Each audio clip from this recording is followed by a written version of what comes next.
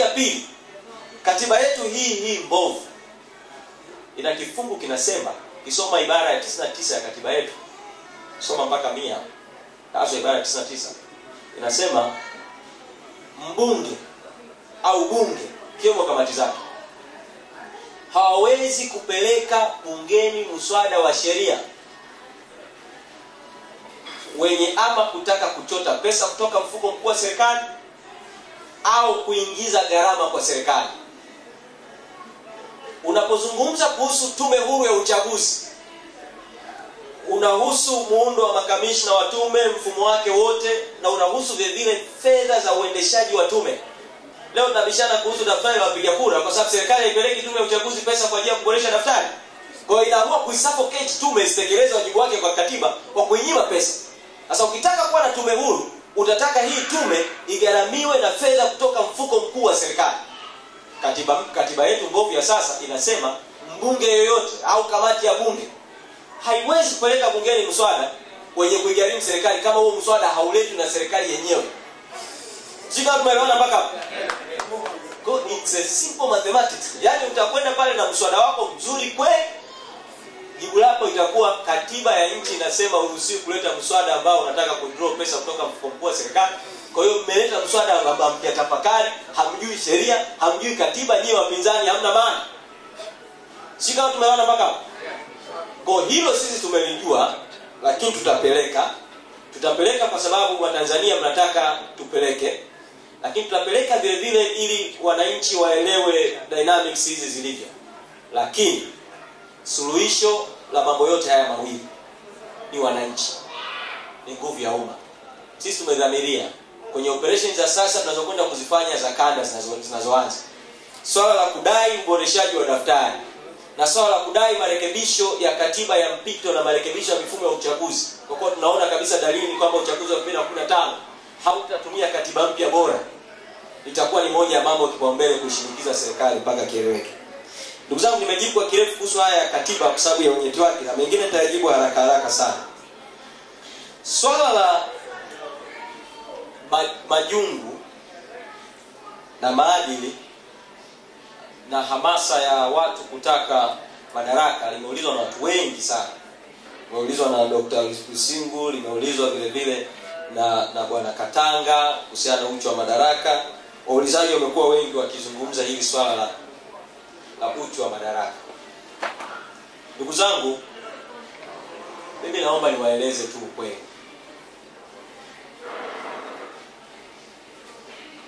Ni ukweli kwamba kunaweza kujitokeza watu wenye uchu wa madaraka, na ni silika ya binadamu.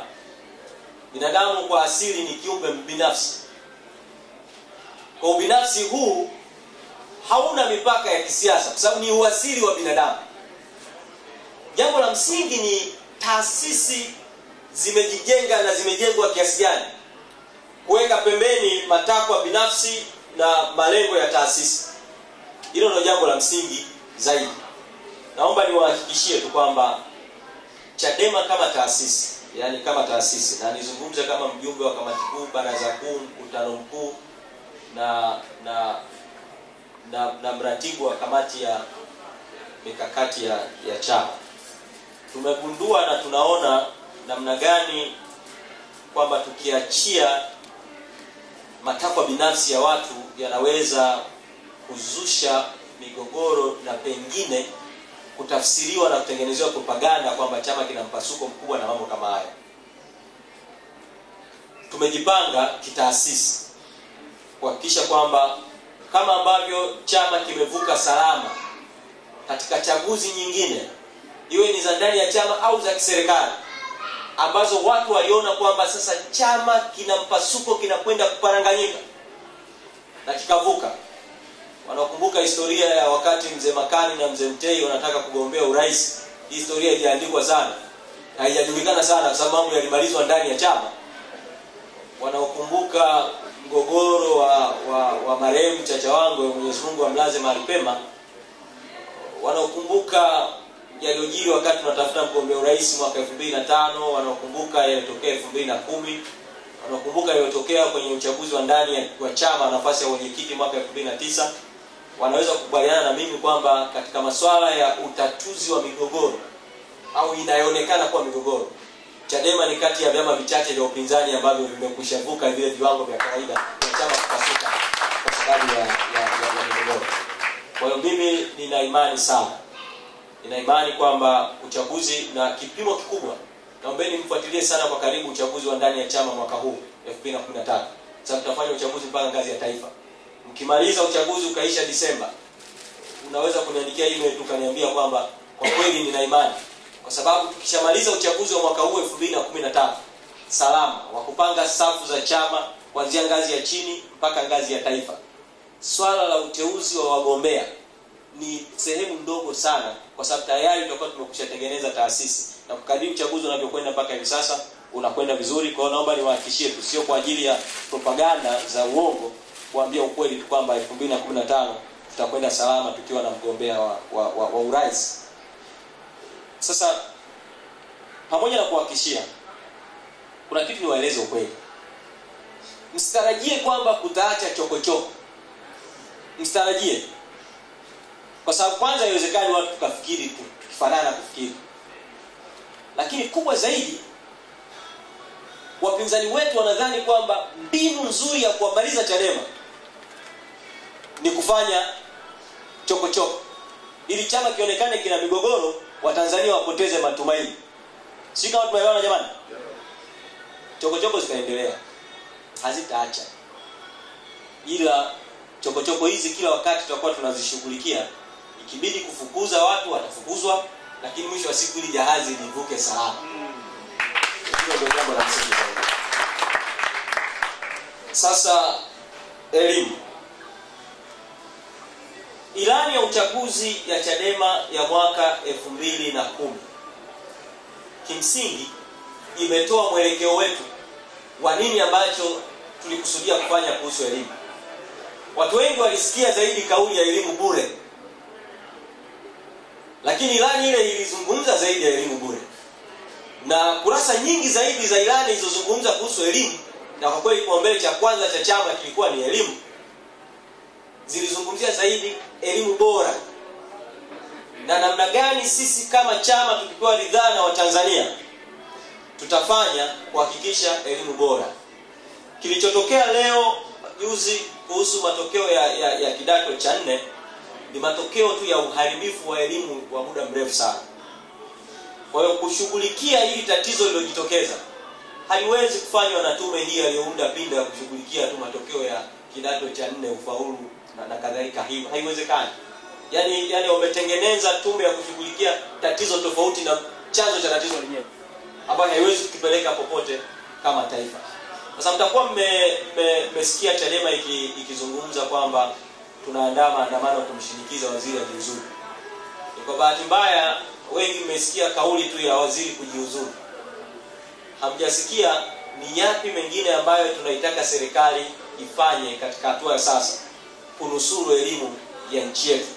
Kwa tukirudi kwenye ile package yetu ya nini tunataka serikali ifanye sasa kunusuru elimu, mtaona kwamba inaweza kusaidia kuvuka hapa katika kipindi hiki kifupi, lakini haiwezi kuwa suluhisho la kudumu, kwa sababu uozo uliopo kwenye nchi yetu unapaswa uambatane na kuondoa mfumo ulioko madarakani na kubadili mfumo mzima wa utawala. Sitaki kuzungumza kwa kina kuhusu mapendekezo yetu, kwa sababu tumekuwa na kawaida ya hotuba zetu za kambi rasmi ya upinzani bungeni hazizungumzi tu kukosoa tu, kuikosoa tu serikali.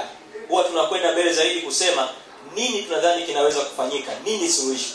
Kwa hiyo tunaweza kurudi tu kule, nyinyi ni watu wafuatiliaji wa mitandao, mnaweza kupitia hotuba zetu ukapata, lakini kama muda utaniruhusu nitarudi tena kwenye hili swala la elimu kwa kina zaidi. Chadema kutafuta vipaji na kuandaa viongozi, na umetumika mfano wa Mwalimu na umelinganishwa na mfano wa Karume. Tumejadiliana hivi karibuni mwishoni mwa mwaka huu. Tulikuwa tunatengeneza mkakati wa chama wa miaka 5 wa kuanzia wakati huo mpaka kuelekea baada ya uchaguzi wa mwaka 2015. Nina bahati kwamba awamu mbili za utengenezaji wa mikakati ya chama zote nilipata bahati ya kuwa katibu wa zile kamati za kutengeneza mikakati ya chama. Mkakati wa kwanza wa kutoka 2011 wa kutoka 2006 mara baada ya uchaguzi.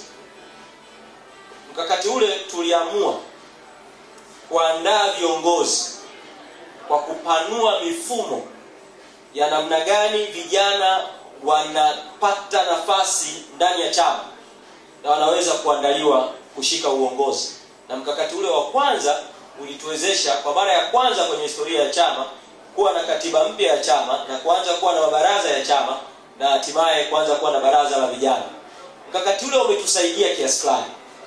Ndio maana matokeo ya mwaka 2010 mtaona kuna safu za vijana wengi wamechipukia na wameshika uongozi wa nchi, na walau Chadema inatia matumaini kwa taifa kwamba kuna vijana ambao wanaweza kuongoza nchi. Lakini hatujaridhika kwa sababu kuongoza nchi kwa maana ya kuongoza dola unahitaji kuwa na sura pana zaidi ya wataalamu, kuwa na sura pana zaidi ya vipaji. Kwa mkakati tulioupitisha sasa, jambo kipaumbele ambalo lipo kwenye mkakati wa chama wa miaka 5 hii ambao tumeanza kutekeleza hivi sasa ni kujiandaa kuongoza serikali. Kwa sio tu kuandaa wagombea kwa maana ya wagombea udiwani, wagombea ubunge, kujiandaa kuongoza serikali kwenye nafasi zake mbalimbali. Kwa hiyo mtaanza kusikia sasa chama kikitoa matangazo kwamba watu wenye nia, wenye dhamira ya kushiriki kwenye kuongoza serikali itakayoingia madarakani mwaka 2015 wajitokeze. Tutaomba sana mjitokeze, kwa sababu hatutaki kusubiri mpaka uchaguzi, tusubiri mpaka umeshinda, umeingia Ikulu ndio rais anaanza kufanya kama alivyokuwa anafanya Rais Kikwete, kwamba yani hata baraza la mawaziri wanasema haya majina mengine nimeyakatakata siwafahamu vizuri. Kwa maana yake ni kwamba Rais Kikwete akiwa mgombea wa CCM kwa miaka mingi sana toka mwaka 95 na mtandao waliokuwa nao, walijiandaa kuingia Ikulu, lakini hawakujiandaa kuingia Ikulu na kwenda kufanya nini na wanakwenda kufanya kazi na nani. Sisi hatutaki tuingie kwenye huo mtego wa kuiweka nchi kwenye mtanziko, wa kuiweka nchi rehani. Kwa kuwa tunaona kabisa ishara za mwaka 2015, tunaanza maandalizi kuanzia sasa kuelekea mwaka 2015. Kuna swala la uchaguzi wa Kenya. Somo kubwa la uchaguzi wa Kenya ni kwamba katiba mpya inalipa. Katiba mpya inasaidia kujenga taasisi. Pamoja na kasoro zote zilizojitokeza kwa tume ya uchaguzi ya Kenya, lakini huwezi kulinganisha tume ya sasa na tume ya Kivuitu. Yaani huwezi kabisa kulinganisha. Na wala huwezi kulinganisha ile tume ya sasa ya uchaguzi ya Kenya na tume yetu Tanzania. Huwezi kulinganisha. Katiba mpya haijawezesha tu kupata tume iliyobadilika ya uchaguzi. Katiba mpya imeweza kuwawezesha kuwa na mfumo mpya wa utawala. Tanzania tunaambiwa sera ya majimbo ni kuigawa nchi. Kenya ambayo ingekuwa na hofu ina sera ya majimbo kwa sababu ya asili yao ya sura ya ukabila, ndio imekuwa ya kwanza kukumbatia sera ya majimbo kwa kuona umuhimu wa kupeleka madaraka kwa wananchi. Kwa hiyo limetokea kwenye katiba mpya ya Kenya. Katiba mpya ya Kenya imekwenda mbele zaidi. Imekwenda kutengeneza taasisi nyingine. Tunaona wagombea sasa hivi mashaka yao yanapungua kidogo, kwa sababu walao wana imani kwamba pengine wanaweza kupeleka kesi mahakamani na mahakama zikawa huru.